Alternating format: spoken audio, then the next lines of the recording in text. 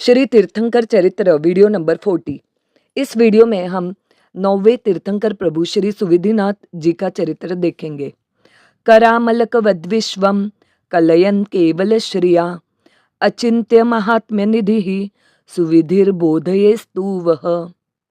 भावार्थ, जो अपने केवल ज्ञान रूपी लक्ष्मी से जगत को निर्मल जल की तरह जानते हैं और जो अचिंत्य यानी जिसकी कल्पना भी न हो सके ऐसे महात्म्य रूपी दौलत वाले हैं, वे सुविधिनाथ तुम्हारे लिए बोध के कारण हो। प्रथम भव, पुष्करवर द्वीप में पुष्कलावती नामक विजय है। उसकी नगरी पुंडरीकिणी है। उस नगरी का राजा महापद्म था। वह संसार से विरक्त हो गया और जगन्नाथ गुरु के पास उसने दीक्षा ले ली।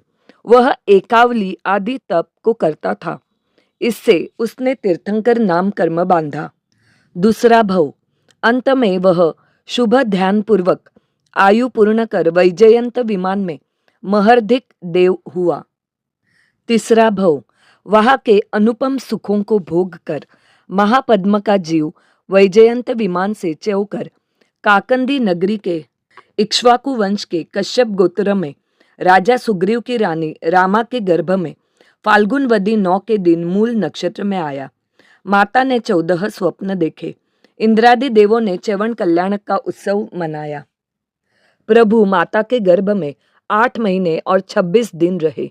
क्रमशः गर्भ का समय पूर्ण होने पर महारानी रामा ने मार्गशीर्षवदी 5 के दिन मूल नक्षत्र में मगर के चिन्ह सहित पुत्र रत्न को जन्म दिया। 56 दिक् कुमारी एवं इंद्रादि देवों ने जन्मोत्सव मनाया। गर्भ समय में माता सब विधियों में कुशल हुई थी, इसलिए उनका नाम सुविधिनाथ एवं गर्भ समय में माता को पुष्प का दोहला उत्पन्न हुआ था, इससे उनका दूसरा नाम पुष्पदंत रखा गया। युवा होने पर माता पिता के आग्रह से भगवान ने अनेक राजकन्याओं के साथ विवाह किया। वे 50,000 पूर्व तक युवराज रहे।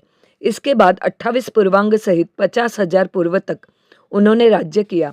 फिर एक समय लोकांतिक देवों ने आकर विनती की, हे प्रभु, अब जगत के जीवों के हितार्थ दीक्षा धारण कीजिए। दीक्षा हेतु काकंदी नगरी में दीक्षा का भव्य वरघोड़ा निकलता है। तब प्रभु ने वर्षिदान देकर के मार्गशीर्षवदी 6 के दिन मूल नक्षत्र में 1000 राजाओं के साथ सहसाम्र वन में जाकर दीक्षा धारण की। इंद्रादि देवों ने दीक्षा कल्याणक उत्सव किया। श्वेतपुर के राजा पुष्प के घर दूसरे दिन प्रभु ने पालना किया। उस समय पंचदिव्य प्रकट हुए और 12.5 करोड़ स्वर्ण मुद्राओं की वर्षा हुई। वहां से विहार कर प्रभु ने 4 महीने तक बिना प्रमाद और निद्रा किए अत्यंत अप्रमद भाव से आर्य देश में विचरण किया।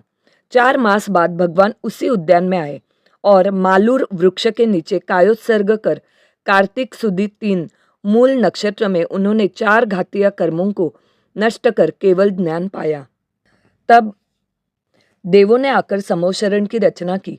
उसमें मध्य सिंहासन पर 12,000 धनुष ऊंचे अशोक वृक्ष के नीचे विराजमान होकर प्रभु ने चारों दिशाओं में आश्रव भावना को समझा जाने वाली 35 गुणों से युक्त दिव्य वाणी से देशना की। अनेक स्त्री पुरुषों ने दीक्षा ग्रहण की।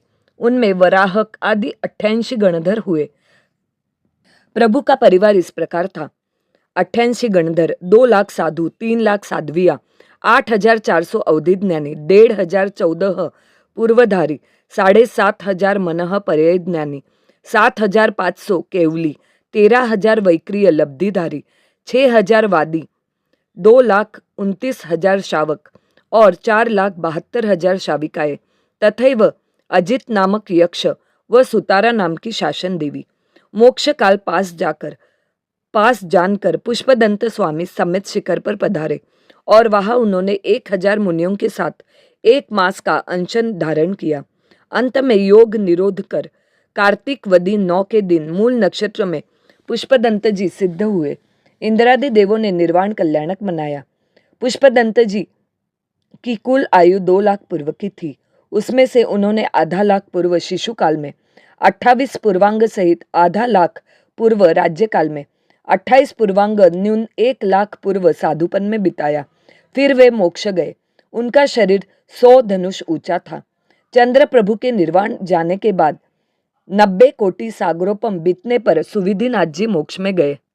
श्री सुविधिनाथ जी मोक्ष में गए उसके बाद हुंडा अवसर्पिणी काल के दोष से त्यागी साधु न रहे।